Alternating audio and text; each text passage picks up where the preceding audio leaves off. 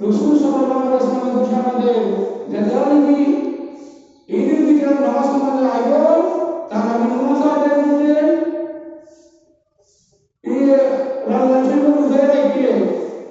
আর ঈদ পড়াশোনা আদায় করতে এটা রাষ্ট্র সম্পাদিত মধ্যে আছে ঈদ আদায় খুশি দিন আর আর বাড়িতে বাইরে আর কি করিলেন আল্লাহু আকবার আল্লাহু আকবার লা ইলাহা ইল্লাল্লাহু আল্লাহু আকবার আল্লাহু আকবার ওয়ালিল্লাহিল হামদ আল্লাহু আকবার আল্লাহু আকবার লা ইলাহা ইল্লাল্লাহু আল্লাহু আকবার আল্লাহু আকবার ওয়ালিল্লাহিল হামদ নিজের যদি বাম্মা থাকে নিজের যদি পুরো বাম্মা থাকে তারা তুমি আরাম আসায় তারা আতো ধরি তারা তুমি আর কেমন স্নান করে আরাধি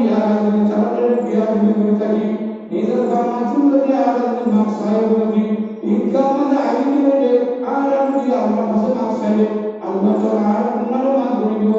যদি আর বাম্মার নামাজ যদি হাজার যদি করি হাজার যদি রোজা রাখি আল্লাহর নামাজ পড়লে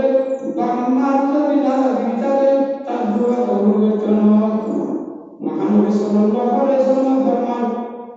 যে ব্যক্তি নাকি নিজের পুরো বাম্মা পালন করে নিজের হলে মৃত্যু বাম্মা পালন করে এটা নবীর আলী না করে